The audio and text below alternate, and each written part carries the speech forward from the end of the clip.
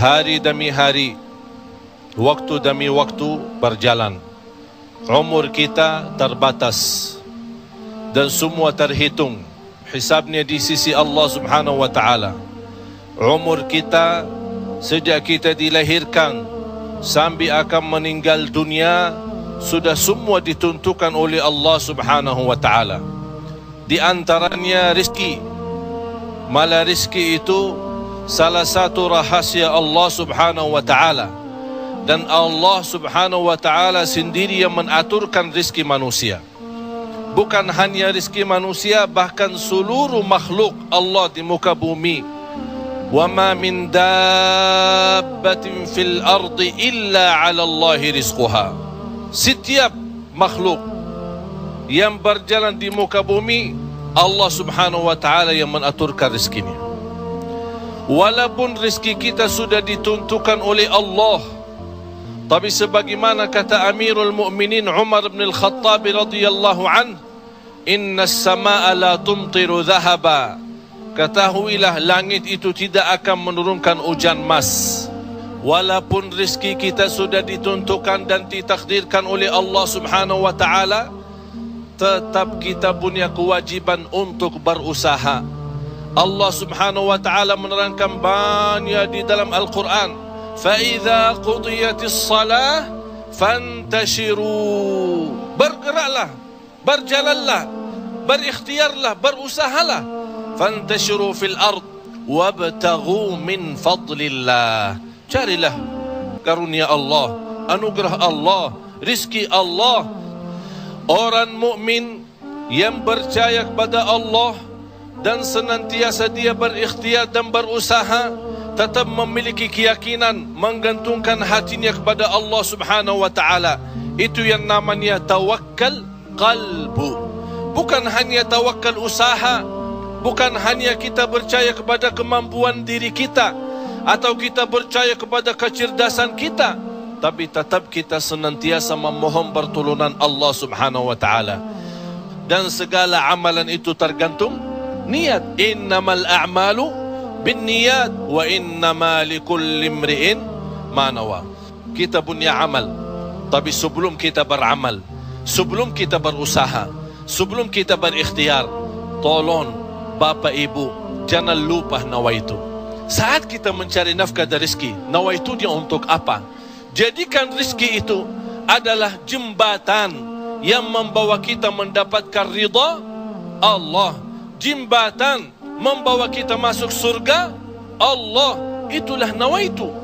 Hal-hal kecil dengan nawaitu bisa menjadi besar di sisi Allah Subhanahu wa ta'ala. Ada orang nawaitu, dia mencari nafkah dan rezeki. Begitu dia mendapatkan rezekinya, dia nawaitu untuk memenuhi hak-haknya, kewajibannya terhadap istrinya, kewajiban terhadap anaknya. Sampai Rasul bersabda, sampai seorang suami suapin istrinya diberikan pahala sedekah. Coba bayangkan, berarti nawaitu itu sangat berarti. Oleh karena itu Bapak Ibu jangan tinggalkan nawaitu. Di mana Anda berada, apa urusannya, mau kemana, tolong dihadirkan nawaitu. Karena dengan niat, disitulah akan kita sama-sama mendapatkan petunjuk Allah Subhanahu wa ta'ala. Semoga senantiasa kita dalam ikhtiar dan usaha kita, selalu kita menambah keyakinan dan kepercayaan kita kepada Allah Subhanahu wa ta'ala. Hari ini kita berusaha berikhtiar, menghadapi sedikit kesulitan dan kesusahan, jangan kita berkata, kenapa Allah tidak melancarkan rizki dan usaha saya? Tapi harus bertanya kepada diri kita, apa salah saya? Apa kekurangan saya? Barangkali kalau kita muhasabah diri, oh ternyata hari ini saya merasa susah rizki karena ketiduran salat subuh tadi. Saya merasa malam ini tidak lancar karena saya lupa baca Al-Quran. Saya hari ini merasa tidak baik karena saya ketinggalan salat malam. Inilah muhasabah diri. Al-Imam Muhammad ibn Sirin pernah dia mencela orang, mencaci maki orang. Itu orang miskin. Orang itu tersinggung. Kata Imam Muhammad ibn Sirin, saya menunggu ucapan saya ini, menunggu akibahnya, menunggu balasannya 40 tahun. Coba bayangkan, hanya satu ucapan dia takutin, dia fikirkan, apalagi perbuatan. Bapak Ibu, berapa banyak perbuatan kita salah, berapa banyak kita melanggar aturan Allah, berapa kali kita menjauhkan diri dari perintah Allah, padahal kita semua hafal. Wa man yattaqillaha yaj'al lahu makhraja. Barang siapa yang takwa kepada Allah, akan Allah jaminkan diberikan jalan keluar dari segala kesusahan, dari segala kesempitan. Berarti kalau kita berdoa, kita berikhtiar, kita berusaha, tapi masih kita menghadapi kesusahan dan kesulitan, pasti ada sesuatu yang tertinggal. Salah satu amalan di samping ikhtiar dan usaha kita adalah zikrullah, terutama istighfar. Karena termasuk istighfar adalah salah satu kunci mendatangkan rezeki.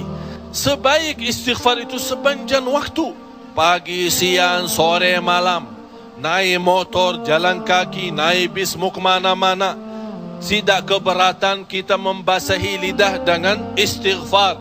Malah ada seorang sahabat Rasulullah sallallahu alaihi wasallam, "Ya Rasulullah, berikan kepada aku amalan yang menjaminkan aku masuk surga."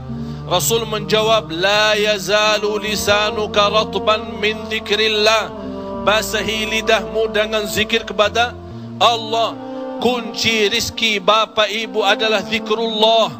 Kunci rizki zikrullah, di antaranya istighfar. Allah Subhanahu wa taala menjaminkan dalam Al-Quran di surat Nuh, "Faqultu astaghfiru rabbakum innahu kana ghaffara." Apa manfaatnya istighfar? Yursilis samaa alaikum midrara wa yumdidukum bi amwalin wa banin wa yaj'al lakum jannatin wa yaj'al lakum anhara. Dengan istighfar terjamin keturunan. Dengan istighfar kemudahan rezeki. Dengan istighfar kelancaran usaha. Dengan istighfar kesembuhan dari penyakit. Dengan istighfar banyak kemudahan dan kemuliaan yang kita dapat. Kalau memang ingin ditambah rezeki kita, kalau belum sempat haji, kita ingin berhaji. Kalau kita sudah haji, ingin Allah menambah kita bisa haji lagi. La in syakartum lazim. Jadilah hamba yang bersyukur, karena nikmat Allah memang Bapak Ibu tidak bisa terhitung. Nikmat Allah begitu banyak di setiap waktu dan setiap saat, lahir dan batin. Wa in ta'uddu ni'matallahi la tuhsuha. Oleh karena itu, jangan anda menjadi orang-orang yang mengkufri nikmat, tapi jadilah senantiasa mensyukuri nikmat. InsyaAllah dengan syukuri nikmat dan sabar menghadapi ujian dan cobaan, kita bisa menjadi hamba yang diridai Allah. Kalau Allah sudah ridha kepada kita, InsyaAllah segala amal ibadah kita akan diterima, dan segala usaha dan ikhtiar kita akan dipermudahkan oleh Allah Subhanahu wa taala. Bapak Ibu, yang terakhir, tidak boleh kita lupa doa. Rasul kita sallallahu alaihi wasallam selalu berdoa kepada Allah Subhanahu wa taala. Padahal dia Rasul, terjamin pertolongan Allah. Senjata orang mukmin adalah doa, dan pintu langit bisa dibuka dengan doa, dan doa itu kapan saja dan bisa sampai kepada Allah tanpa waktu dan tanpa batas. Selama kita masih berdoa kepada Allah, selama masih kita memohon kepada Allah, Allah akan senantiasa mendengar doa kita.